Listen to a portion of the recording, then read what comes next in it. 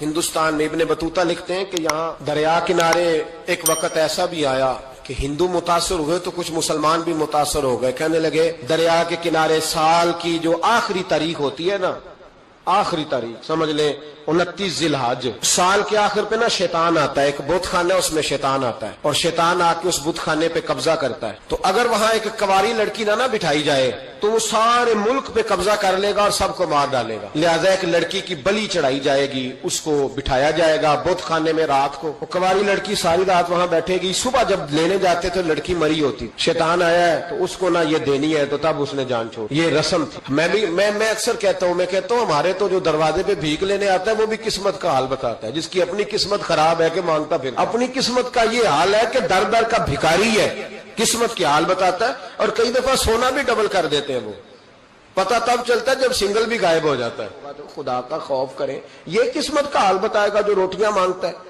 کچھ تو تھوڑا سا معیار زندگی بنائے. ہم مسلمان ہیں، ان کا بھی نظریہ بن گیا، مسلمان بھی اس نظریے کا شکار ہو گئے کہ جناب سال کے آخر میں ایک کواری لڑکی بٹھائیں گے ورنہ وہ سارے ہندوستان کو مار دے گا.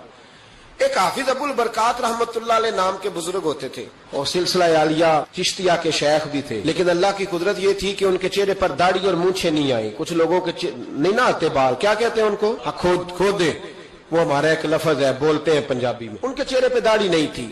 وہ بھی کبھی کبھی اس رستے گزرا کرتے تھے تو قریب ہی ایک بوڑھی اماں کا مکان تھا. تو اماں بڑی مہمان نواز تھی. اس نے دروازے پہ، اگر تھے بیوہ عورت تھی، ایک کی اس کی بیٹی تھی، دروازے پر اس نے مہمان خانہ بنایا ہوا تھا. آنے جانے والے کو کھانا کھلاتی، چائے پہ شوق تھا اس کا. وہ حافظ صاحب دن کے وقت وہاں آئے.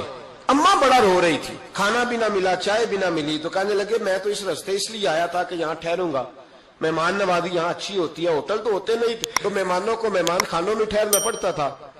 تو اماں کدھر ہے؟ تو کہا اماں بڑی پریشان ہے. حافظ جی نے کوشش کی، نیک آدمی تھے، کہ اماں سے ملاقات ہو جائے. حافظ جی کا کمال یہ تھا کہ حافظ اتنے پکے تھے کہ ایک جگہ بیٹھ کر قرآن پاک شروع کرتے تھے اور وہی سارا ختم بھی کر دیا کرتے. اتنی پکی منزل کے حافظ تھے. تو حافظ ابو البرکات صاحب وہاں بیٹھے.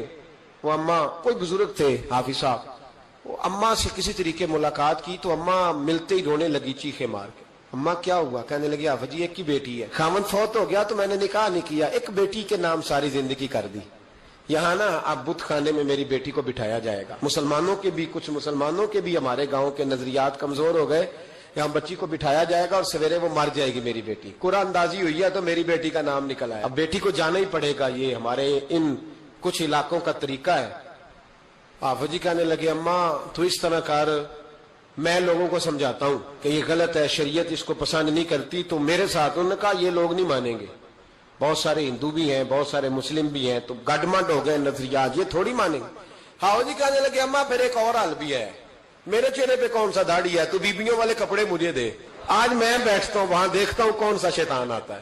عقیدہ مضبوط ہو نا. اقبال کیا کہتے ہیں ارادے جن کے پختہ ہو، نظر جن کی خدا پر ہو، تلا تم خیز موجوں سے وہ گھبرایا نہیں کرتے. کہا مجھے دو کپڑے بیبیوں والے، میں بیٹھتا ہوں. اماں کہنے لگی وہ شیطان واقعی آتا ہے. آج تک جتنی بچیاں گئی ہیں سویرے مردہ ملی ہیں. بڑی سمجھنے والی بات ہے، غور کرنا. جتنی گئی ہیں ساری مردہ آئی ہیں. تو حافظ جی آپ کو جب وہ شیطان رات کو دیکھے گا نا، آپ آئے ہیں تو آپ کے تو وہ زیادہ ٹکڑے کرے گا کہ اس نے دھوکہ کیا، مرد ہو کے عورتوں کی جگہ پہ آیا. آپ نہ حافظ جی کہنے لگے ٹکڑے میرے ہونے ہیں نا، آپ فکر نہ کریں. دریا کنارے بہت خانہ تھا. حافظ جی عورتوں والا لباس پہن کے وہاں بیٹھ گئے. حافظ صاحب کہتے ہیں 3 دفعہ میں نے رات کو باہر نکل کے دریا پہ وضو بھی کیا. ساری رات میں نے قرآن پاک پڑھا اور جب فجر کا وقت ہوا تو باہر نکل کے میں نے اذان پڑھی. لوگ آئے تو میں نے جماعت کرائی. اور فرماتے ہندو مسلمانوں سب کو بلا کے میں نے کہا کہ اگر آج کے بعد شیطان نہ آئے تو ہندو کلمہ پڑھتے ہو سارے؟ انہوں نے کہا جی پڑھتے ہیں. فرمایا لو پھر میں بالکل صحیح سلامت آ گیا، کوئی شیطان نہیں آیا. کہتے سب ٹھیک ہو گیا. اب لوگ کہنے لگے حافظ جی بات تو آپ کی ٹھیک ہے پر وہ بی بی کیسے مر جاتی تھی؟ جس کو ہم رات کو بٹھاتے تھے سویرے مردہ ملتی تھی تو اس کو کون مارتا تھا اگر شیطان نہیں آتا؟ حافظ جی سمجھانے لگے کہ شیطان وسوسہ دیتا ہے پر زندگی موت اس کے ہاتھ میں. وسوسہ دیتا ہے، جتنی اس کو گنجائش ہے وہ کرتا ہے. کہا پھر وہ بی بی کیسے مرتی تھی؟ تو حافظ جی نے ایک بہت بڑی بات سمجھائی. کہنے لگے اصل بات یہ جس آدمی کو پتا ہو نا میں نے سویرے مر جانا ہے وہ ڈر سے مر جاتا ہے. اس کو پتا ہو نا کہ میں یہاں مرنے آیا ہوں تو وہ ڈر سے ہی. فرمانے لگے اس کا عقیدہ کمزور ہو جاتا تھا، وہ نفسیاتی طور پر سمجھتی تھی کہ میں نے مرنا ہی مرنا ہے. تو خوف ہوتا تھا, کوئی قریب نہیں آتا تھا, دریا اور جنگل دائیں بائیں, تو صبح تک اس عورت کا دل بند ہو جاتا تھا, تو وہ خوف سے ہی اسے کوئی شیطان نہیں مارتا تھا. تو فرمانے لگے جن لوگوں پر خوف طاری ہوتا ہے نا, انہیں کوئی بھی نہیں مارتا, وہ اندر کے خوف سے ہی مارتا. اندر کے خوف. بہت سارے لوگ ایسے ہیں جو نفسیاتی طور پر مر گئے, اندر کے خوف سے وہ لوگ مر گئے, اس لیے کہ وہ اپنے آپ کو مضبوط نہ کر پائے. اندر سے مضبوط کریں.